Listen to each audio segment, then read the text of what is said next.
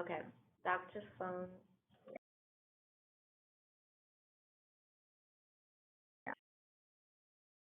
A couple of seconds when I click on mute. So.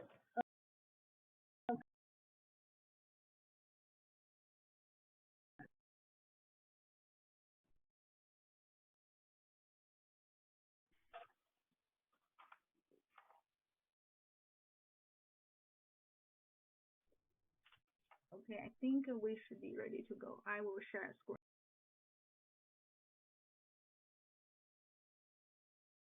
I'm ready. Let me know when you're ready. Yep, go for it. Do the housekeeping rule. A little bit. I had everybody on mute, and my name is Dee Marla. I'm with Harris County Public Health. We're at the main office right now, and we're running the Zoom.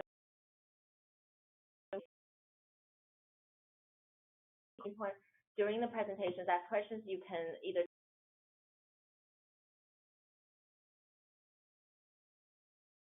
presentation, and you should be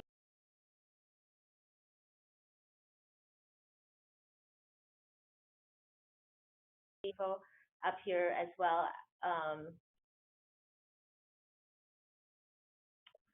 Go ahead and you can take it over. Okay. Thank you.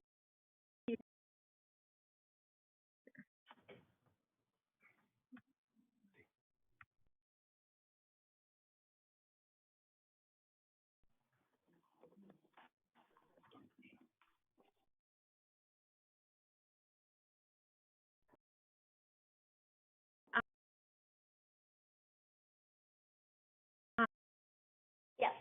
Can everybody see the screen?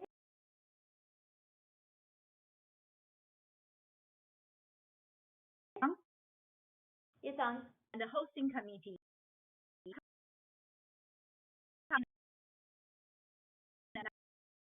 Shanghai experience. Before I introduce our session,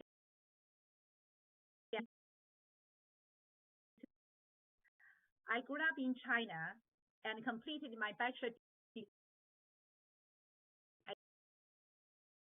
at school about 20 years ago. Most of my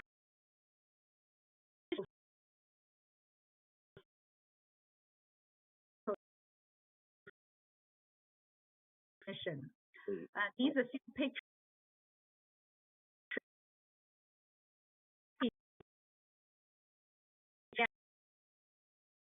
Shanghai and Houston. Among these pictures,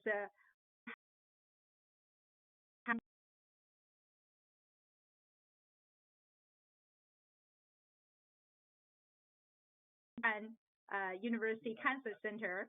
Here, where Dr. Zhang is from. And then this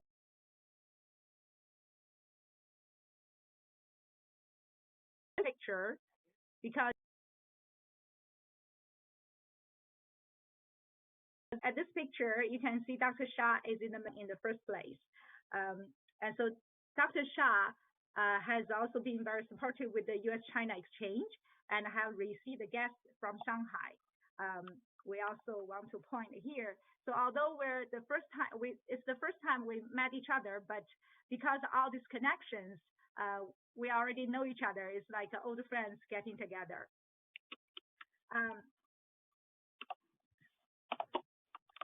Also, I want to point out the connection between Houston and Shanghai.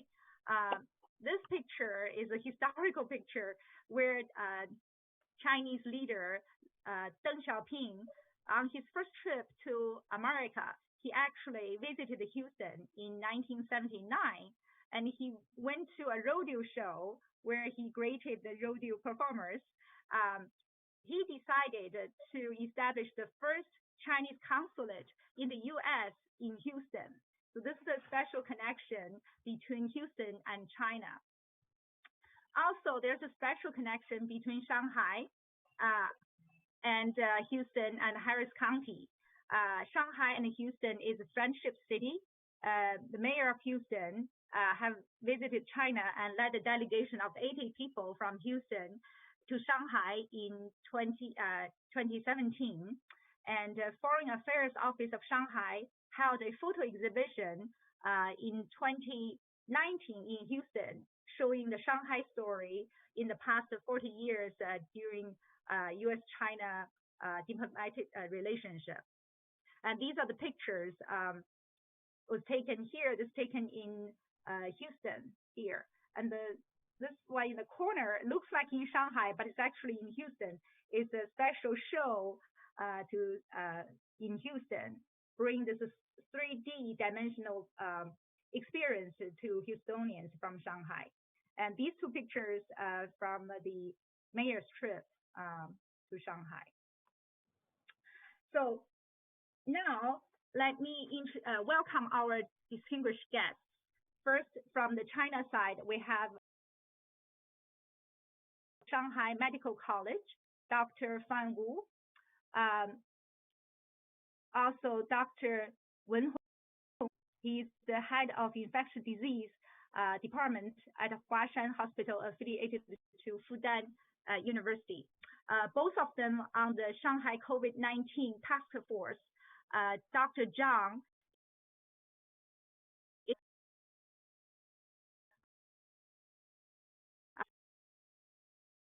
the most trusted sources in China on COVID-19 information. The public have given them a very lovely name. In Chinese called 疾控女侠和叫硬核教授 This is what I discovered on the website. In English translation, I do my best. For Dr. Wu is the female master of disease control. And for Dr. Zhang, the name is hardcore or no nonsense expert. They're the public health authority and mostly trusted information source in China on COVID-19. And on the American side, we have Dr. Uma A. Shah, Executive Director at Harris County Public Health, and Dr. David Pearce, City of Houston Public Health Authority. Both of them have been working very hard for Houstonians and people in Harris County every day. So we're very fortunate to have them with us this morning. And then we have Jean Wu, our state representative. We have Dr. Ed Septimus, who is also with the Harvard Medical School professor and the HCA Health System COVID-19 treatment team. And we have Dr. Jianfeng Feng. He's Vice President of Memorial Hermann Southwest Campus, Director of Heart and Cardiovascular Center. Then we have Dr. Xin Ma, Baylor School of Medicine Public Health Specialist. We also have with us a special guest from City of Houston Public Health Official, Harris County Public Health Official. We have Mr. Ishmael Abushakaha, Program Manager at Baylor St. Luke Medical Center International Program. Dr. Claret, University of Houston MD Anderson Cancer Hospital Research Scientist. Dr. Betty Chen, former pharmacist of University of South California. Robin Goodman, Director of Business Programs and Corporate Affairs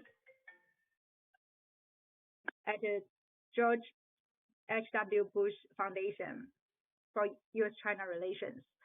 And Dr. Rosie Luo, UT Health School of Public Health, Department of Biometrics and Data Science Department. Dr. Bruce McFadden, Medical Director, U.S.-China Center for Medical Exchange. Ms. Rosemary McFadden, Administration Director, U.S.-China Center for Medical Exchange. We also have Dr.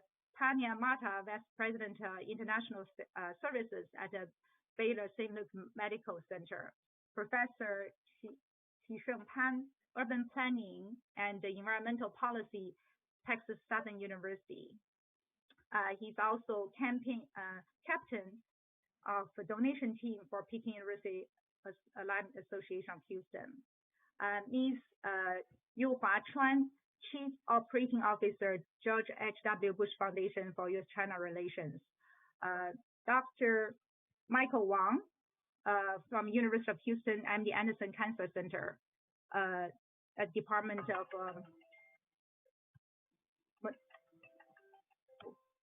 Melanoma Oncology, Executive Director, Cancer Network.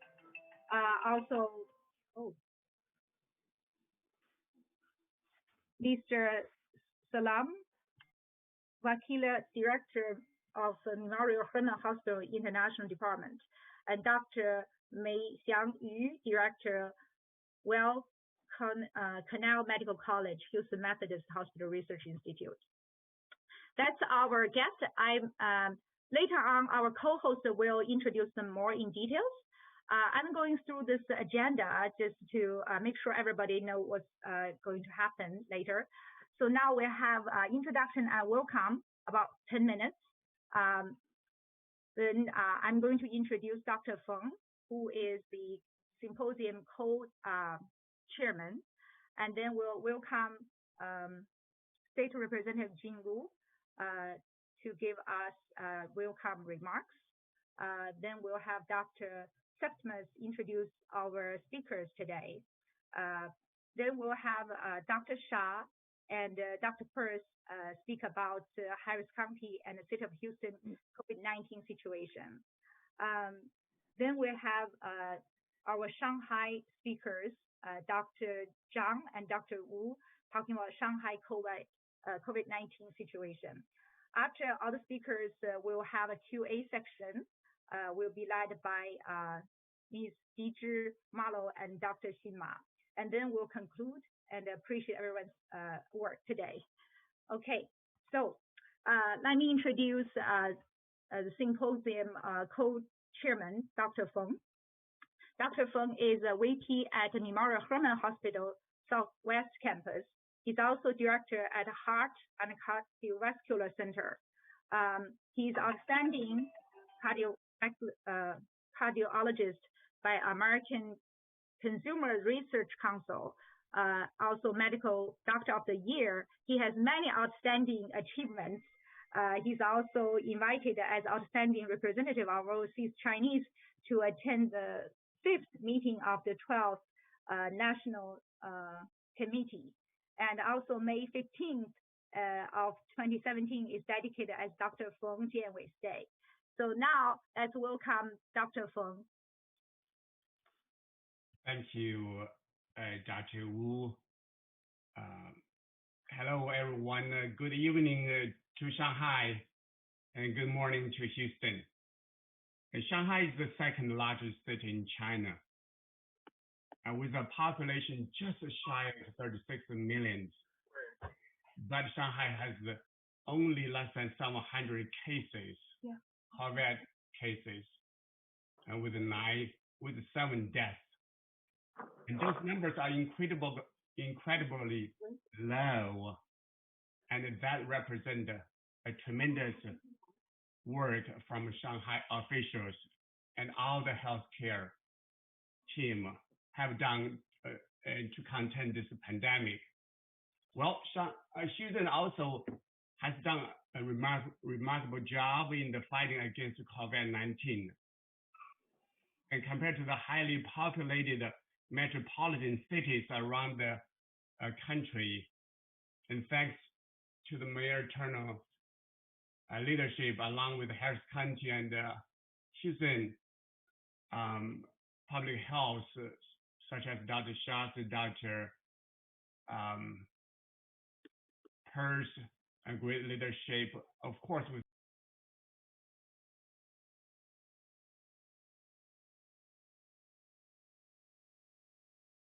working endlessly together throughout this pandemic. So, of course, we have to thank Houstonians for following the rule of social distancing. Without further saying, it is my pleasure to introduce my good friend, Texas State Representative Jing Wu. And Jing is born actually in Guangzhou.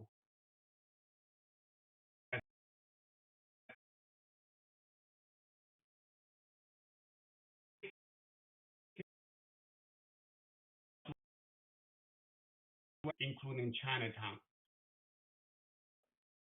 And Jean has performed in the United States and China, and it is so wonderful to see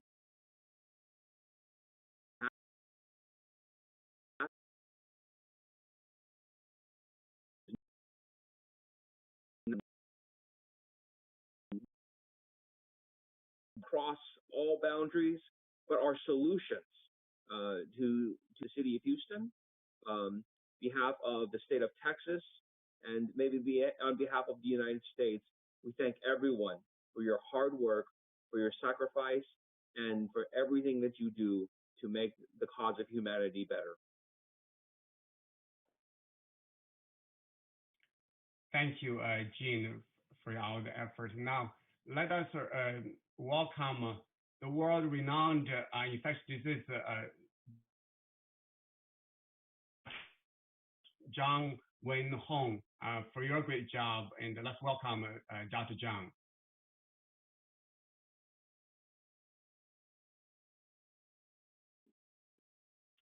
我们请张文宏博士，请您演讲，谢谢您。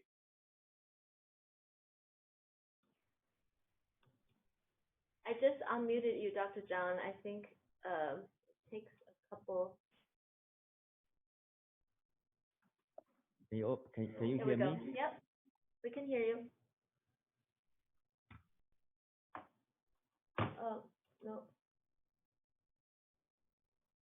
Okay, try unmute yourself again.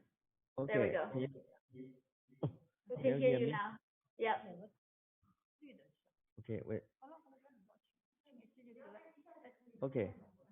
You're good. It's okay? Yep. Yeah. Morning in Houston and good evening in Shanghai. Everybody here.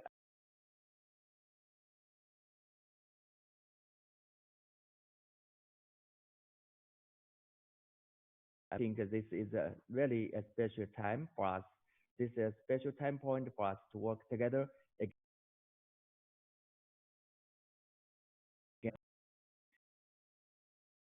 Very important to countries that has a responsibility for containing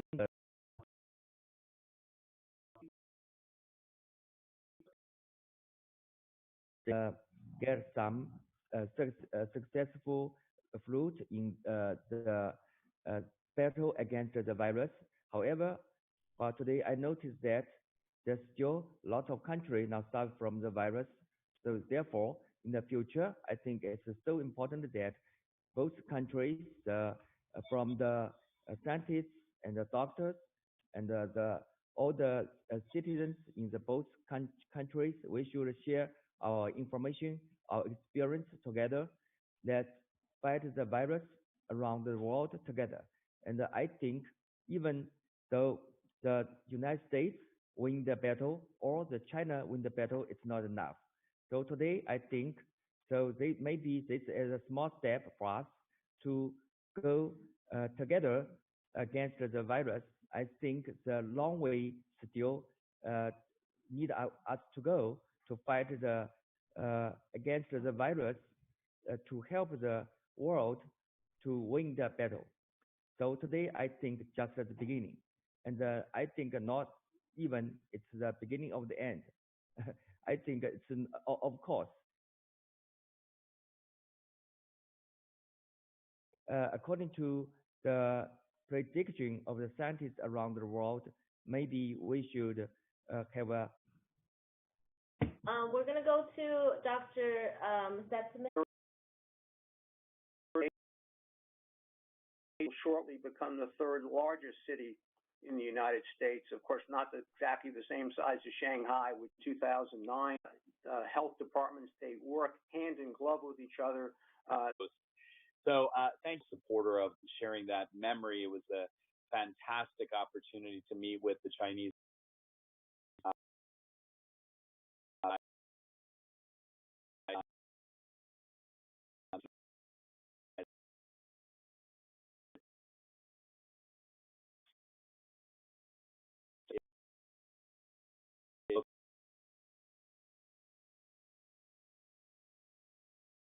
public health crisis, we recognize the heroes that are in the. So I am going to, with that, I think my team has some slides.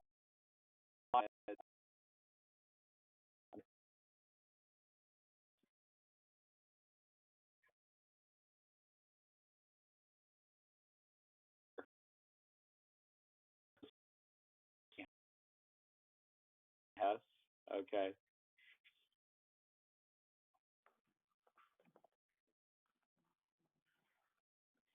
There you go. So really,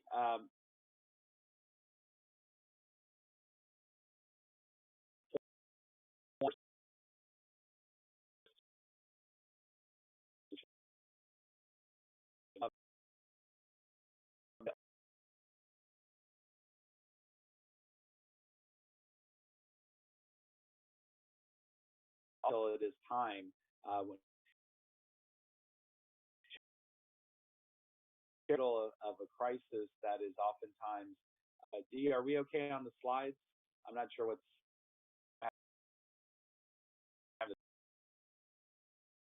I'll start over. Perfect. Thank you. Yep.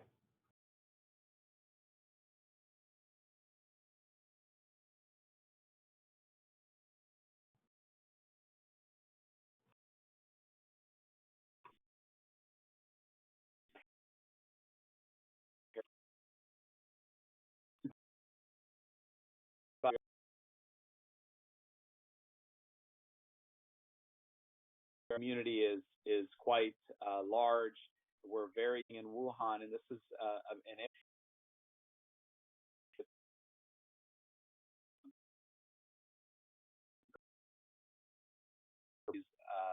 our communications folks and really logistics and finance folks.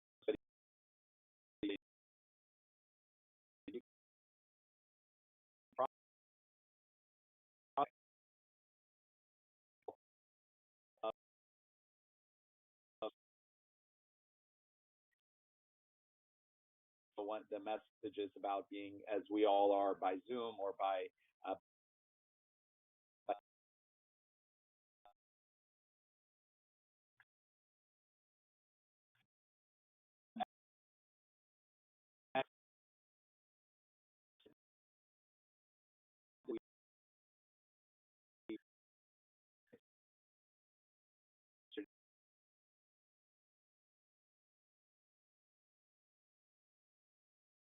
and then the movement of that throughout the country includes.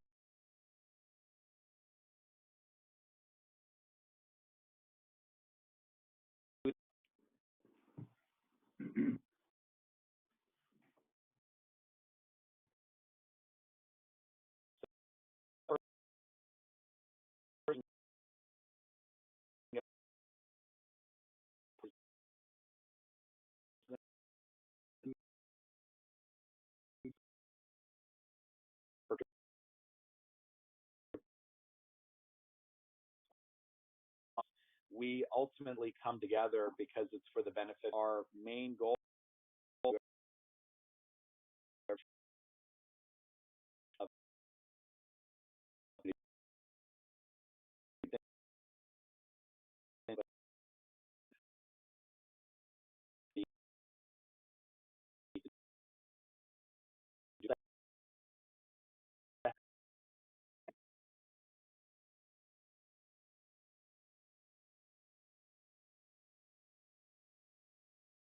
the law. Language is multi-language.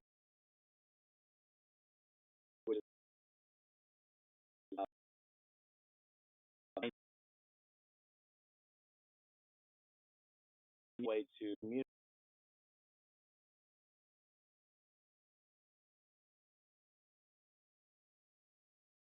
healthcare system, and so we set up essentially a medical shelter that we are hopeful, Dr. Peirce and I, that it never has any patients in it. That we've done everything we can so that we compress the amount of people that are going to the healthcare system, so they never have to go to, in essence, a field hospital as you've seen in New York City and other places.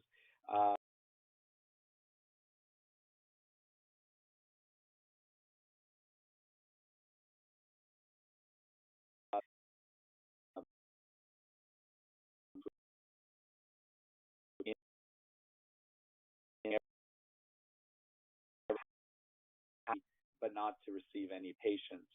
Next slide.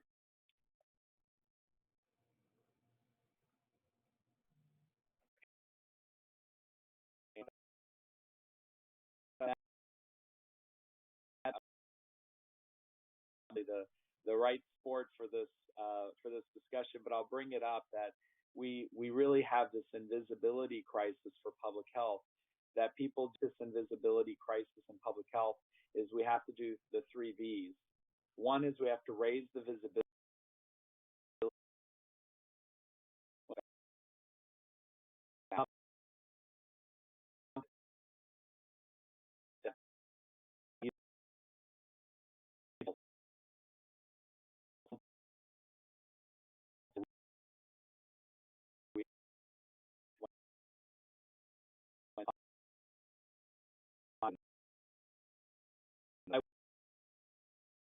Virus, value and validation. We were fighting an uphill battle to get people to understand the value of public health. The virus stops, the city of Houston response.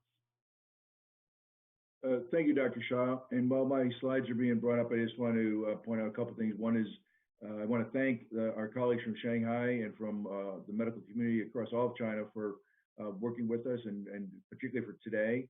And this opportunity to learn from you, and I'm anxious to move along and learn from what you have, because the numbers in Shanghai are remarkably, the numbers are very small, and how did you do that? I need to learn that. I also want to point out, I noticed that on the line we have my friend and actually my ice hockey team.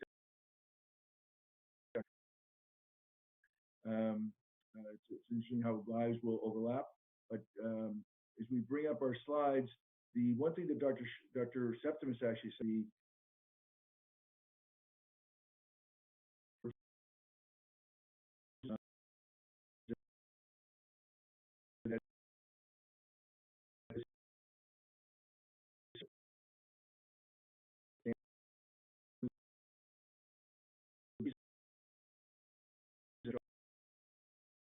in terms of funding. So we've done a good job. We could have done a better job, perhaps, had we had a bigger standing, but we do have an incident command as we move forward. And pretty much the next slide is my last slide.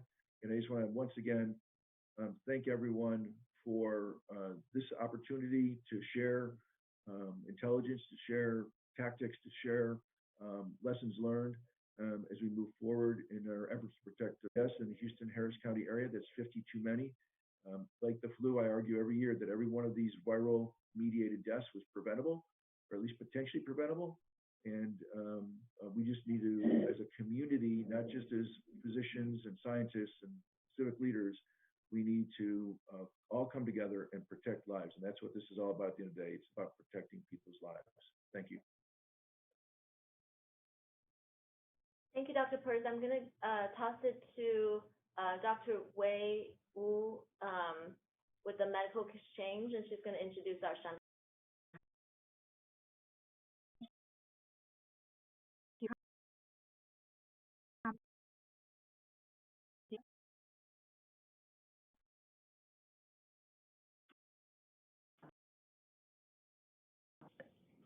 Just we have had a lot of good experience from my colleagues in Houston. She will introduce experience from Shanghai, almost the second biggest city in China with 30 million.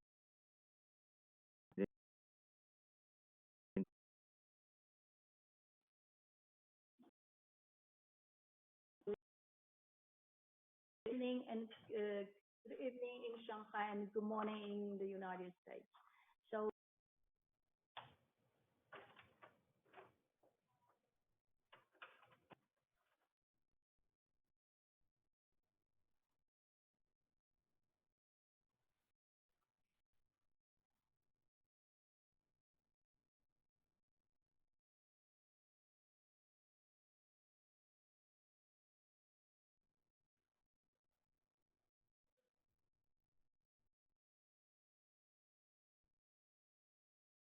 Dr. Wu, are you muted? yeah, here. Oh, there we go. We can see.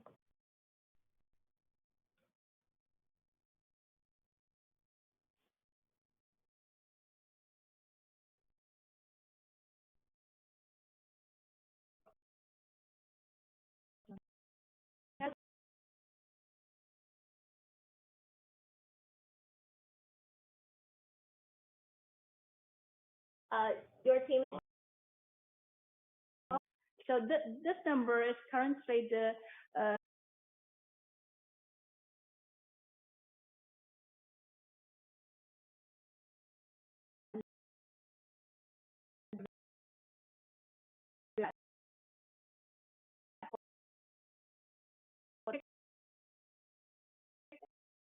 different kind of cases that are mild pneumonia and for the previous reporting.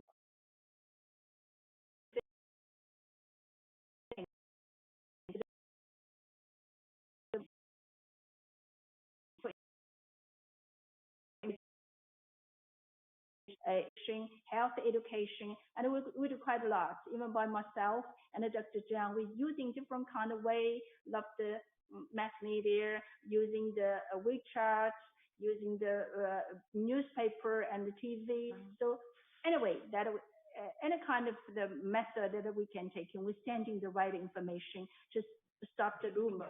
It is quite important. I think the right message sending out to the public, let them know what kind of situation right now into the and that will be 19. And also evidence-based policy making. We not only have to the government, but also we research studies and started very quickly, as you know, that we sharing the genome sequence to the therapy treatment measures, sharing with all of the world. Well, I wouldn't go similar.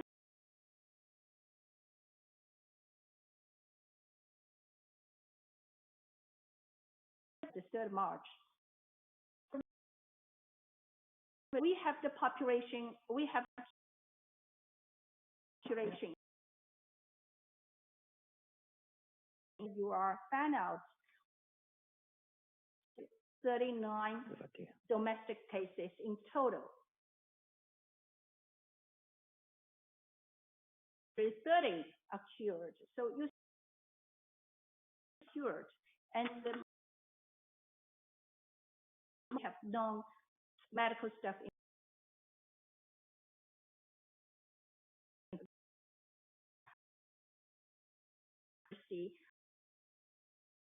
have the challenge of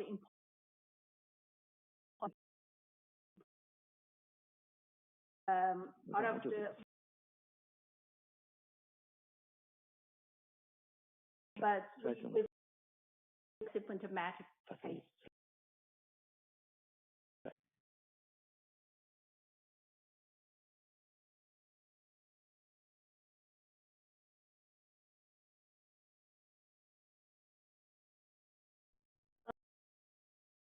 Your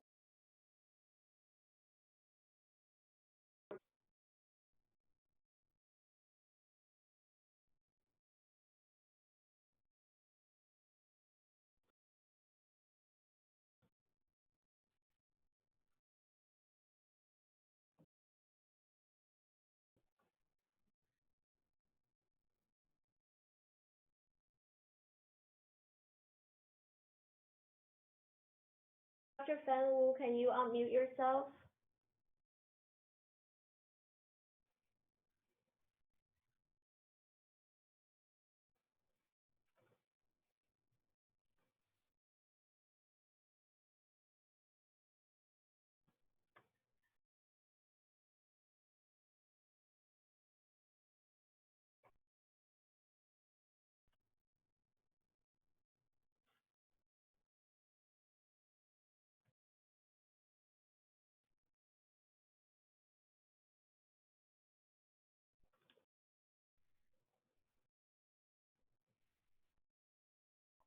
The other side is that we have increased domestic population mobility.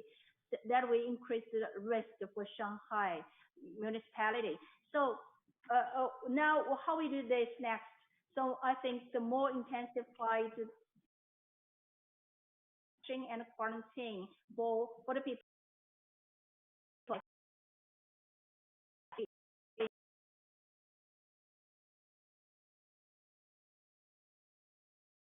First one, I still emphasize founding in clinics or hospitals, and we epidemiology investigation and do the tracing of the close contact.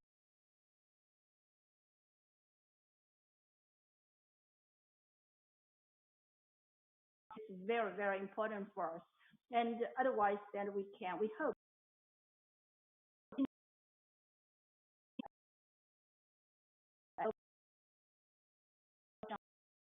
Sharing the old information and experiences from our both sides, and we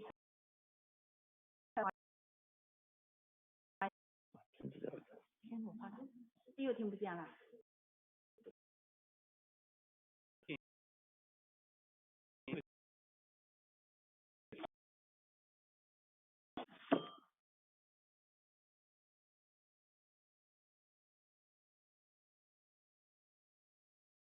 Dr. Wu? Yeah. Yes. Yes. Actually, that room I was out right now. Oh, yeah, we were.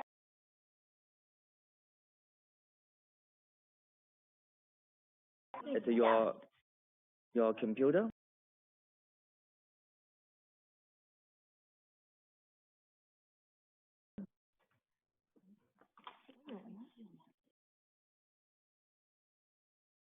If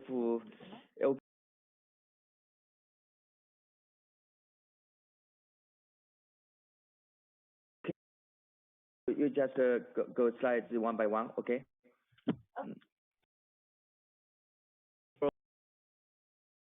Okay. In China, actually today I am not yet, okay?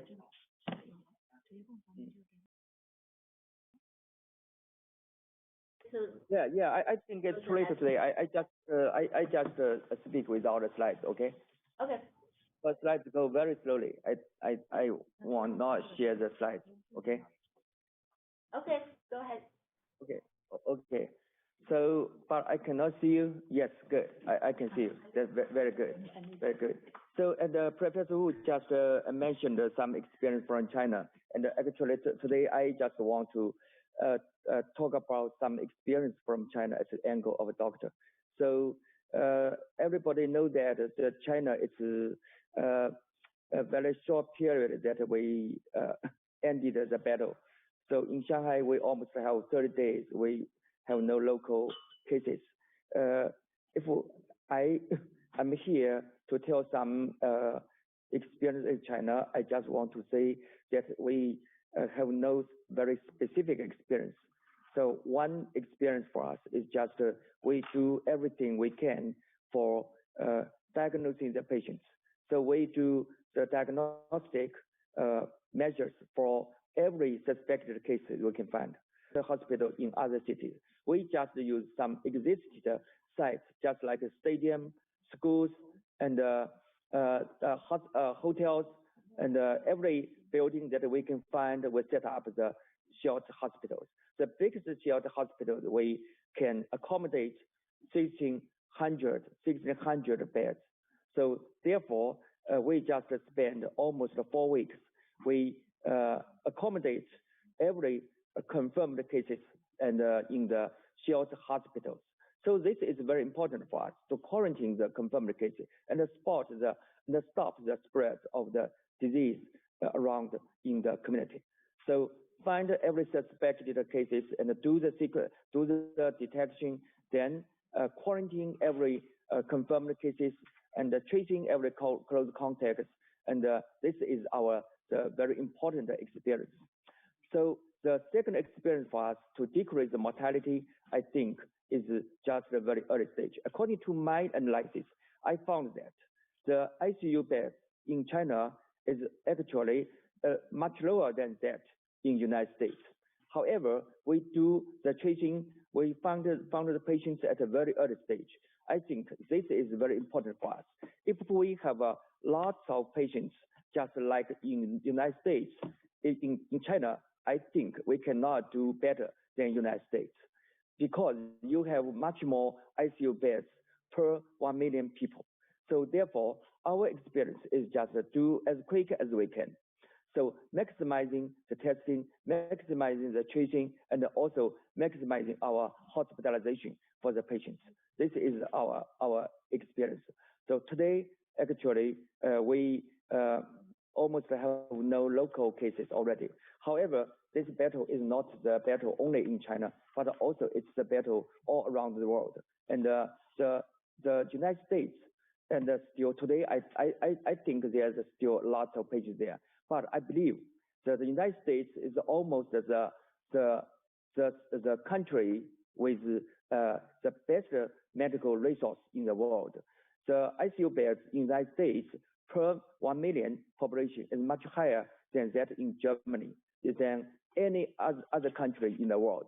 So today, I think the United States will win the battle in the end.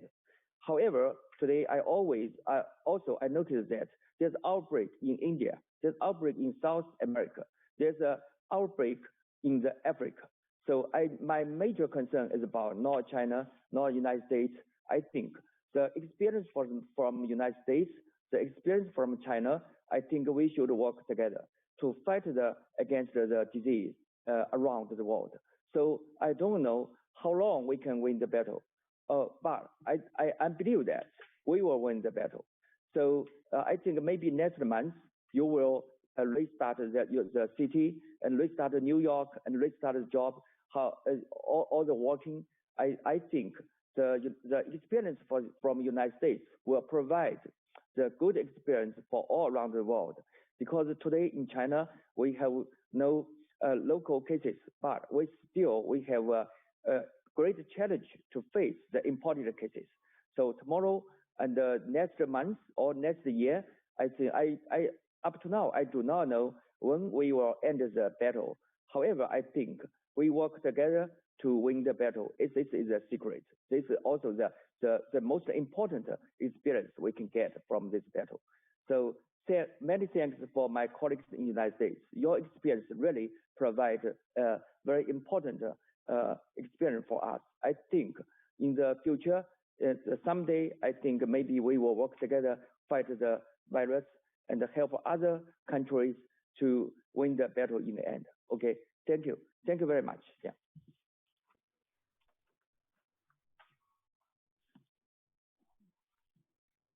Thank you, Dr. Zhang.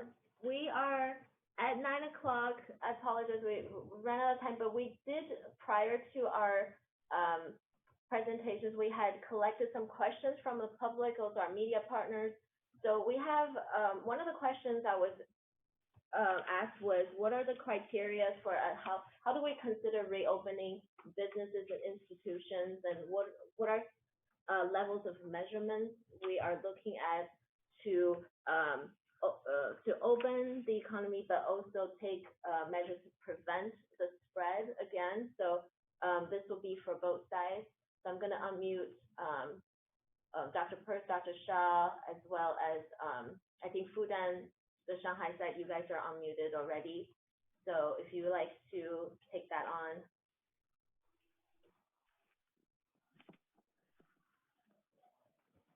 I can answer this question. For open the community, I think several things is quite important. All the cases, what kind of stage what kind of epidemic stage that we are is the most important. And not only the cases that are reported at that stage, most important is you need to identify whether there is a further community transmission still there or not. So if you don't have any community transmission that you found or you can identify, I think that means you can stop all the transmission later. It doesn't matter how many cases that still live in the hospital on treatment. So this is one first important issue, I think. The second is all that challenges, as I mentioned, as the imported cases. If you can immediately find them out and testing them and isolating them and tracing all the close contacts, do the quarantine for them, and that means all the imported cases that are under the control, That would be second the index. The third one is, I think the community social distancing, setting up the protection for personal protection also needs to continue for further pretty long time, and we encourage all these society to taking these measures for themselves and even for the society.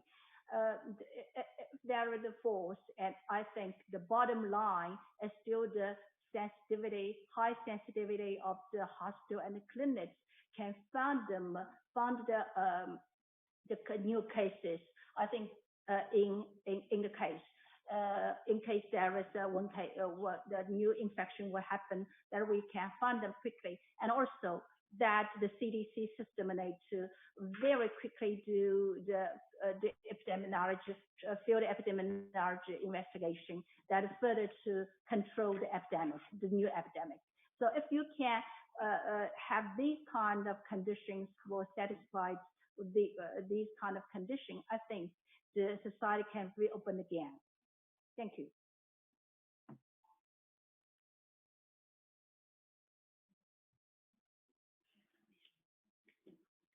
Thank you, Dr. Pearce. Do you have any comments, or also Dr. Ma Xing on the line as well? Yeah, I have a few questions for Dr. Zhang Hong. I'm just wondering how important of wearing a mask for each individual in Shanghai to combat the coronavirus. Especially between China and the U.S., we have a cultural difference regarding wearing a mask. This is a very important question for we reopen a country or a city. Thank you.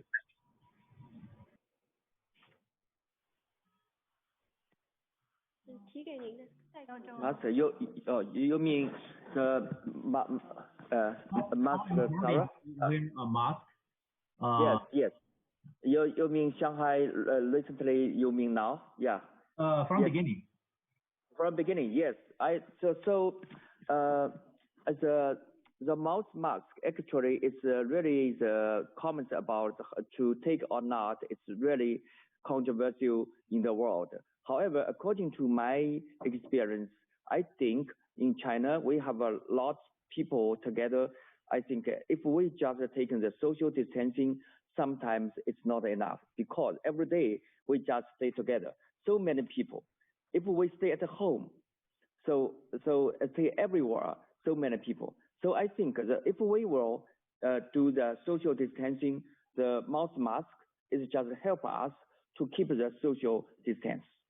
So today, I think if we just stay 1 meter or 2 meters away from each other, so I think it's still dangerous. If we eat together, we have a talk together, even if we have a social distance 2 meters. So sometimes, so it's not strictly so separate the two persons. And recently, actually, we will restart our. We have restarted our city.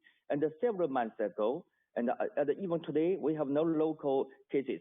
We still take mouth mask because I think the social distancing is the core of our strategy to win the battle. The mouth mask actually is just to strengthen the social distancing. So if really, I think reality that we cannot take the social distancing as possible as we can, the mouth mask can help us. So according to the experience from the Asia, I think the mouth mask is very important. So this is my opinion for that. It's just one kind of the social distancing strategy. Yeah. Can I add some comments? Yeah, go ahead. Can I finish my questions? So the same question for Dr. Pearce.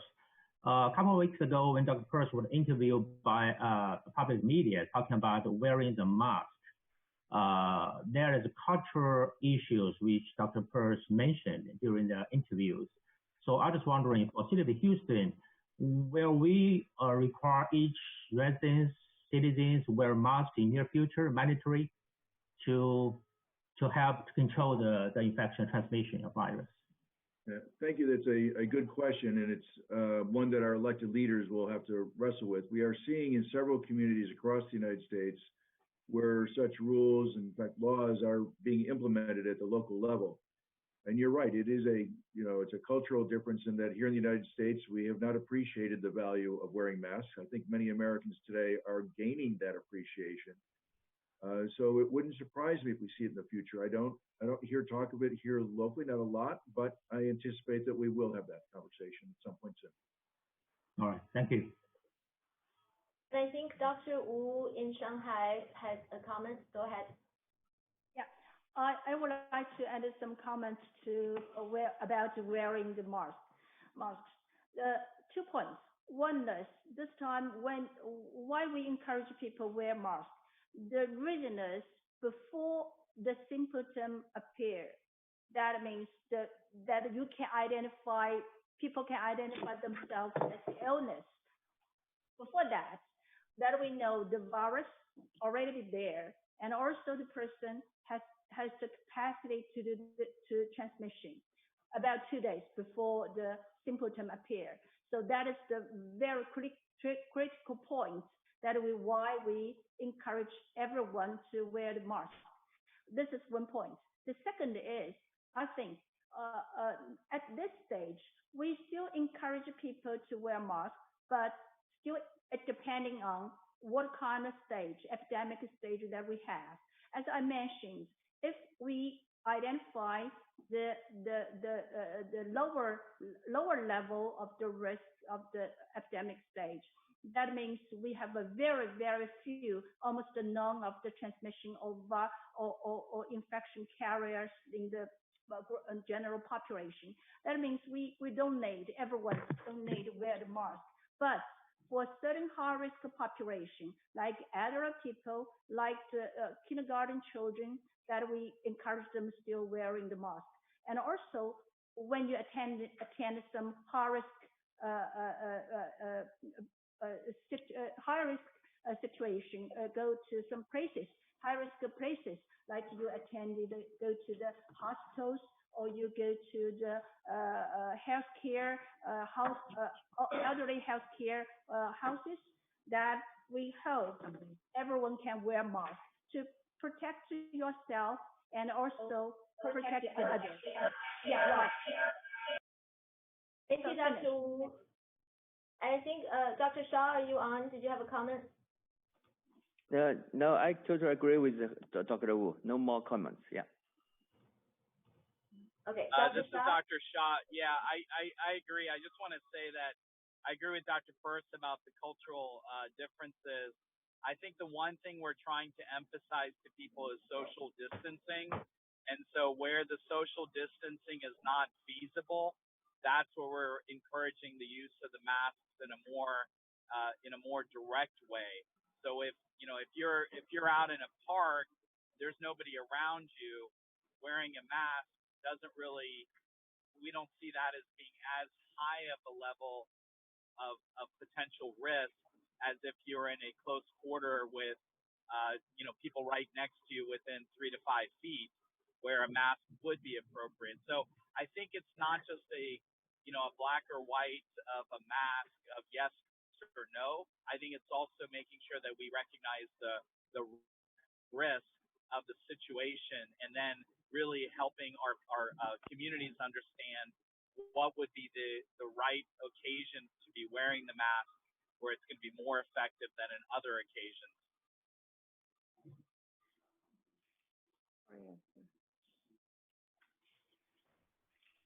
Thank you, Dr. Shah. There was also another question about here in Texas, we are the largest medical center, but we still don't seem to have enough PPE and N95 for medical staff. Is there a need? What do you see as the need for investment in our healthcare and public health systems? And how do we ensure from leadership that prevention and building resiliency is going to be part of that long-term strategy? I'm going to Dr. Perks and Dr. Shah, you guys are both unmuted. I think our food and partners are as well. So. Well, this is David Perks. I'll take a stab at that because I mentioned it earlier. Is that I think historically Of course, I have a bias as a public health person. I've always felt that we in the United States have been a little bit underfunded, but I'm sure that the people who do public works and libraries feel the same way. I think that this event is going to change the elected leaders and those who control government funding are going to look at public health, and I anticipate that in the future will be a more robust public health effort across the United States in the near future. Yeah, and Dee, this is Dr. Shah. I would just add that I think the question about N95 masks and availability of those resources, I think that remains a challenge in our country across the country. And we obviously are having some assistance from our partners across the globe, including in China. We're also ramping up production here in the United States. But the fact is that we still do not have enough of these personal protective equipment, the PPE, to go around to handle every scenario, every situation because of the resource constraints. So I'm assuming that over time that's going to get better. The key is that it gets better before you have that absolute surge in a healthcare system in a community, because that's when you have two parts of the curve that are coming together at the wrong time. And so we want to make sure that we try to stay ahead of that as best we can. Thank you, Dr. Shah. I think Dr. Septimus also had a comment. Go ahead. Yeah, this has been a great discussion. I am really impressed with your ability to do contact tracing in China. And I think one of the challenges we have in public health, and I'm sure that Dr. Shaw and Dr. Peirce will agree, is that our infrastructure to, number one, do adequate testing, which has been the Achilles heel, I think, of the U.S. response, and two, to do contact tracing, and to have those boots on the ground, I think really limits us. And as I think about beginning to open up society in the next, I'll say, 1 to 2 months, and if we have a second wave, if we don't have the diagnostic tests to test people, including potentially an antibody test, and we don't have the ability to do contact tracing to identify individuals, quarantine and isolate, I think it's going to make it challenging. So I don't know whether Dr. Shaw, Dr. Peirce, or others want to comment on that, but I think that's the U.S. challenge right now. So, and I would absolutely agree. If we're hearing from our colleagues in Shanghai, it sounds that, case identification followed by contact tracing and strict implementation of quarantine and isolation are the key. And so we are way behind on our ability to test. Currently, most of the antigen testing has long turnaround times, some of them days. The antibody tests, which are not yet FDA approved, have quick turnaround times, but they answer a different question, and I'm not yet convinced as exactly what role the antibody tests will play. But I completely agree with you. We need to ramp up our testing strategy and then have strict quarantine and isolation practices that society will work with, quite honestly. Yeah, I would add to that this is Dr. Shah. I would just add to that with a question to our colleagues in China, which is the use of technology, whether it's for contact tracing to augment the people that are on the ground doing the epidemiologic surveillance work. How are you all incorporating technology or artificial intelligence or any aspect of data capture or anything that you could help us from a technology standpoint to understand how those have been pulled in would be very helpful to us. Okay, so probably I can answer this question because I used to be the Director General for Shanghai CDC for 10 years. And one thing is, I think it's not only technology issue. I think the two combine technology and the working network. The network is especially important. We set up the CDC system. We are not only have one CDC at the municipal level, but also we have the local CDC at the county level, and also for public health network. most important, we have the primary health care center that who are the bottom line that help us to public health workers, all the works that will down into the community. So that what we call Shanghai Public Health Network is very unique and very valuable in anti this epidemic. So this is first that enables us quite a lot the human resources that we can do this. The second is we organize in very well organized because all these networks are running at the normal days, and also we also have the model in emergency response due to field epidemiologist investigation. The third one is that we mentioned technology. Yes, we're using the big data, especially the mobile phone, and also people's big data that who are using the attendee of the clinics or hospitals. We set up the health information network also for many years.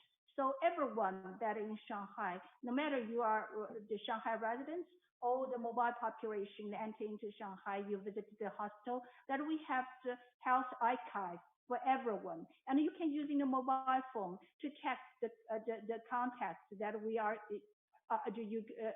whether you go to the hospital or not, whether you have the contact with the patients.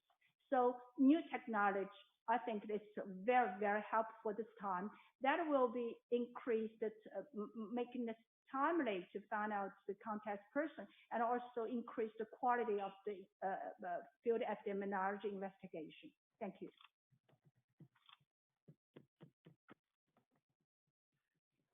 Thank you, Dr. Wu. And I think Dr. Jian Wei Feng also had a question. Let me unmute you real quick. Should be good to go.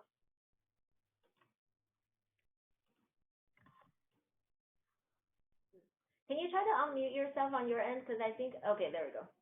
Yes, I think, thank you all. I think I just have one comment. We learn from our Shanghai experience and our local experience, so we can maximize testing. Hopefully we can do the tracing and the quarantine and follow the social distancing. But I think the bottom line is in the past we have defeated the SARS and the MERS. Now we live in this world with virus and bacteria. We can never get away with them. The most important is in ourselves. We're always advocating the lifestyle medicine, and that is we have to do make sure that all the public health, make sure all the population we can from today we can think about how to increase our own immunity and increase our defense system in our body.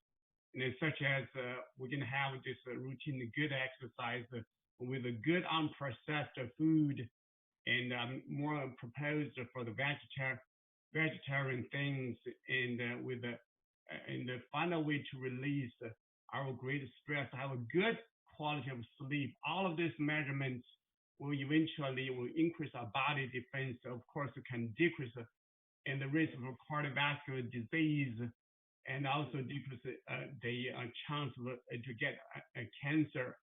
And all of this, as you are aware, this for mortality, and this time people died of COVID-19 infections truly are highly associated with this high-risk patients, such as the chronic lung disease and diabetes and the history of cardiovascular disease. All of those, if we can lower this in comorbidity, and I think we're going to do even better job in the future.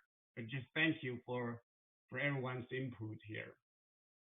Thank you, Dr. Feng. This is all the time we're going to have today, but obviously this is going to be the beginning of many conversations in the future. Hi, Dr. Zhao. Now we see you. So I'm going to toss it to... Well, maybe after Shanghai ask a question to Dr. Sha? Is Dr. Sha still around? Dr. Sha is around. Yeah, go ahead. Shanghai, would you like to ask a question? Yeah. Yes. Okay. It's a very good chance for us to ask some question for United States. So my question, the most important question for us is we want to know when will you stop the shutdown and restart the working again. So this is point is why when you will open the United States again. So this is most important for us. But today, both China and the United States we closed the transmission. So I want to know when you will open United States and restart your country. I think this is very important for us. Yeah, thank you. Can you hear me? Yep, we can hear you. Okay. I'm having some trouble on the audio, so just so as long as you can hear me. Really the majority of the communities across the country are in some sort of work from home, stay at home, some sort of order or instructions through some period of time, which the majority is April 30th. It's the end of the month. As you can imagine, we're constantly looking as much information as we're getting to see if that should be nuanced. In other words, in some communities, urban communities, that you may want to continue for a longer period of time, whereas in other communities that are smaller ones where you have not had significant disease transmission or you actually don't anticipate a significant amount of disease transmission, that you might be able to actually look at those differently than those urban communities. So that debate and that dialogue is happening as we speak. There are pronouncements you're getting from our president, our federal administrators, the partners, as well as for example, in Texas by the governor, as well as what's happening locally. Everybody is trying to really get as much information on what are the right indicators that allow us to make a safe decision to reopen. What we're very concerned about in the public health community is that we open either abruptly, like prematurely, and everything opens for some reason. But what happens is at the end of the day, if that occurs, the concern is that you're going to actually have a rebound. And so what we've recognized, and I don't know if Dr. Peirce is still on, but what we've recognized is that as we have tried to move forward with our decision making, that you have to really have the social distancing, the community-wide policies that are stringent enough, that they're strong enough, and they're long enough, that the length of time is also extended. Because if you either do it very short period of time or not significant enough, the concern is that you have the rebound or you have the increase in cases, and that's a big concern for all of us. So right now we're still in the process of making those decisions, but right now the majority of the communities are really through the end of April. 部分的社区是在4月30号这个月底之前，他们的这个就结束了这个政策，然后他们要继续评估，看他的社区的传播的这个情况，如果严重就会延长，不严重就会放开。那所以这个决策是一个动态的过程，但是他的建议是，相比较于这种短的但是不够有效的，以后会造成反弹的这个政策，他们还是希望能够严格，同时能够时间适当延长。Okay, thank you. Thank you. Thank you.